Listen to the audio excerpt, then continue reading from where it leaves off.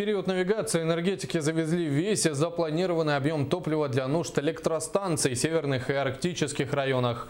Об итогах года и планах на текущий 2016 на встрече с журналистами рассказал главный инженер Сахаэнерго Алексей Ивлев. С 1 января организация взяла на себя обязательства по обслуживанию 21 локальной дизельной электростанции в 6 районах Якутии, в том числе Хангаласском, Усть-Майском и Тампонском. С присоединением этих станций Сахаэнерго внесло изменения в производственную программу с учетом увеличения расходов на топливо и его перевозку. С 2016 года Сахаэнерго будет проводить определенный комплекс работ по ремонту принятых дизельных станций. Так, в частности, мы планируем отремонтировать порядка 19 из 85 принятых дизель-генераторных установок, провести полную ревизию электросетевого хозяйства.